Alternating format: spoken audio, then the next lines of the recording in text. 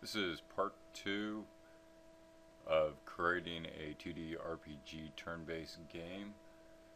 In this tutorial we're going to go over creating a actors palette and adding different group areas to it to be able to control it. It's a very simple process. Basically the process is the same on actors, emitters, items. Each one of those has a similar palette here, and it's done the same way for each one of them. So we'll just go over actors just to sum it up here. First of all, we'll select this little actor here. This is the guy that wasn't Rudy, who would actually join as a companion. So we copy him and we come over here, do an alternate click, and go down to the paste option. There you can see the companion on the actor bar. Not a very good name for something in there. You want to name something better. This will probably actually be posted on the next update of this template. So we'll go ahead and rename this guy.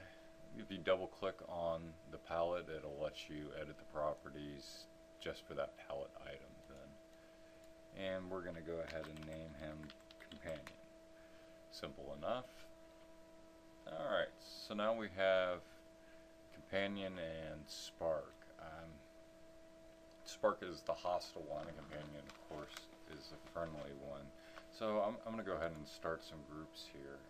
Making groups is fairly simple. It all saves if you save your project when you close out. So we're going to go and tell it to change groups. Right now it belongs to essentially no group or a generic group. We'll call this one hostile. That works. And as you see now, he is separated off into this group. For this guy,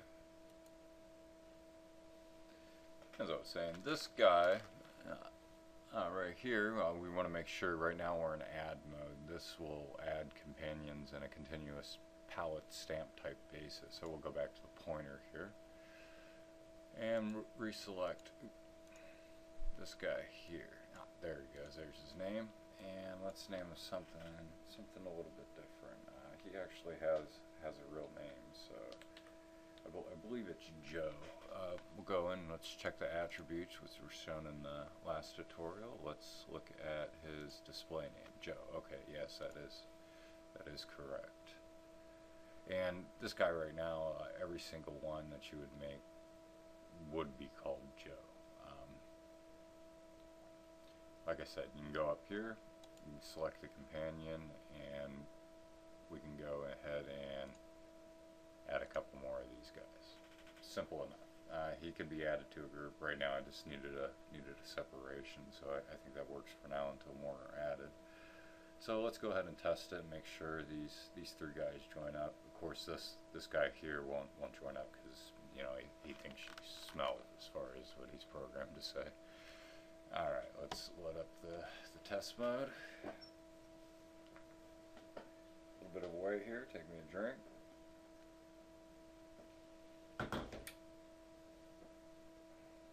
It goes ahead and slaps everything up for you, encrypts it, so nobody can steal any of your files away from you. Alright, there we go.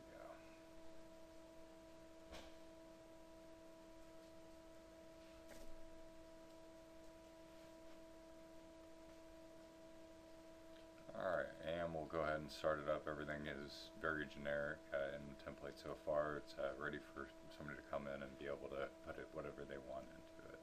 We'll go ahead and play here. Alright, we got a very simple interface here. It's still being pieced together essentially as I build this beta template. But let's go over here.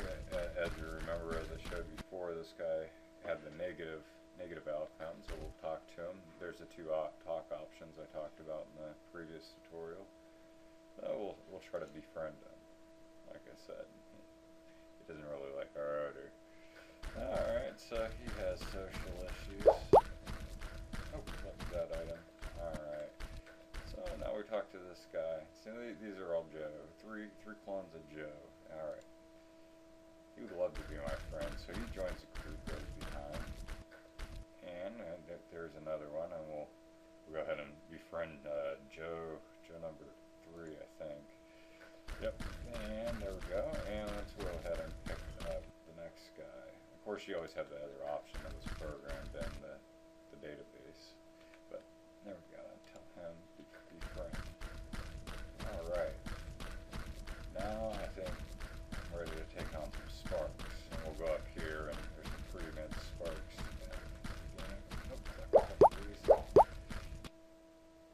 And there you go. Looks like three have made it into the battle. It gives it a little bit of time to load into it.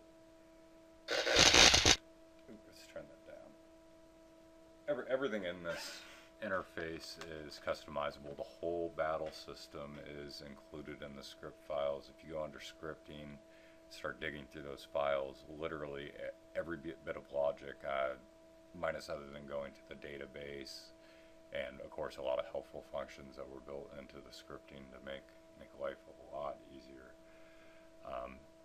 Let's go ahead and fight here. So you fight and attack, and pick who we want, ABC. Basically, I got it set up in this battle system right now. So we'll swing at A. Looks like Joe swing. Joe can't swing very good. Let's try Joe again at A. Joe's totally missing the stats to be able to hit this off, right? Again, he missed it. Don't remember exactly what stat I have programmed in it. If you go into the scripting, which we'll do in a later tutorial, you'll be able to see exactly how they're pulling the stats and how they're combined. Joe again. Joe's not very good. And he's the main player. The main player actually has some strength and other attributes, so he has the ability to actually hit something.